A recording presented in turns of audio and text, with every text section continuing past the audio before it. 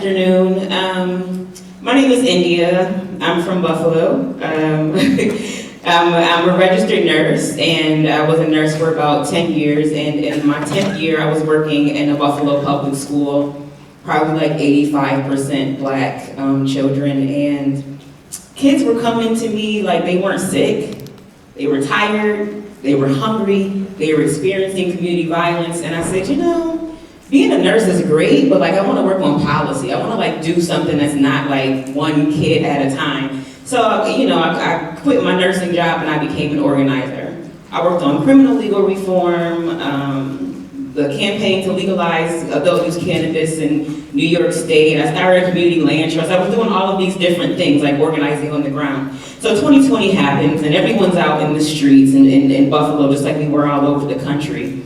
And the response from our municipal government, in Buffalo we have a Black mayor. He's been mayor forever. And we just didn't get the response. We didn't get meaningful reforms, right? This is the third poorest city of its size in the nation. And like things were just bad.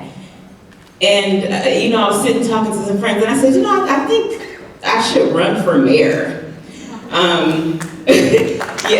Yeah. And then we all laughed. And I was like, no, I think that actually we should, right? Like this is a guy who's been in office for 16 years.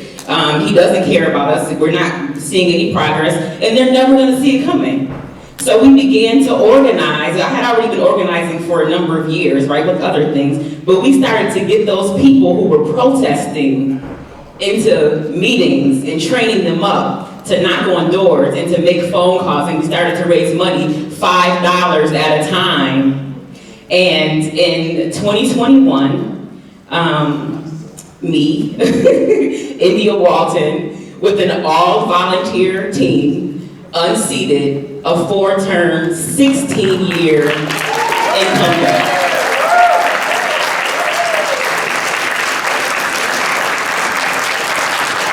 And we did that not only by knocking doors, but we had a service-based campaign. We didn't go out and ask people to come out and vote for me.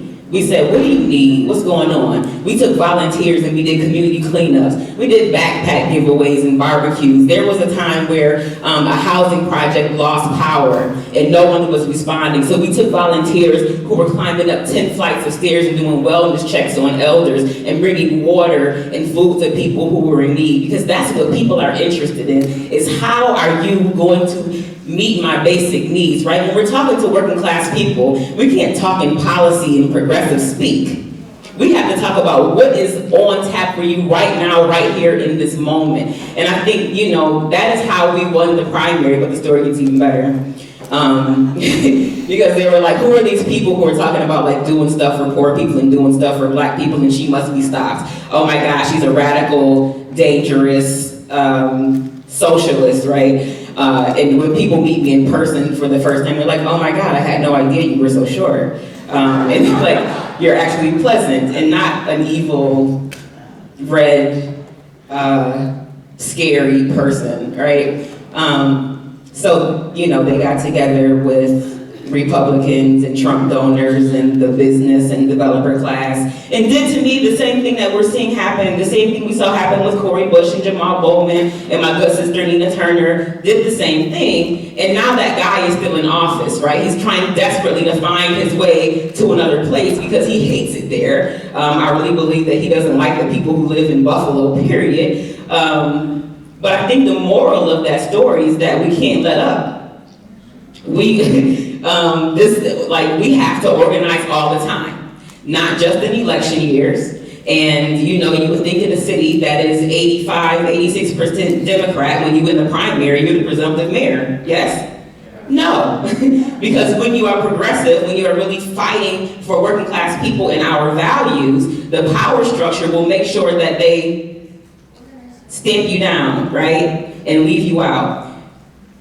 So the moral of that is we have to continue to organize all year round, and off election years, we have to keep talking to people, we have to keep serving, we have to support organizers, we have to support folks. And when there are people like me, and like Cori, and like Jamal, and like Nina, who put ourselves out there, know that there's not a soft place for us to land, right? Keep us involved. The reason why I'm still able to sit here with my head held high and do the work is because I have people on my side, like Roots Action, like the Working Families Party, like PDA, who keeps opening and extending opportunities and saying that, like, a loss one time is not a loss forever. It doesn't make you a loser. You're an important part. You're a thought leader in this movement. We need more people like you. And people don't run who come from working class backgrounds because they have reason to be afraid.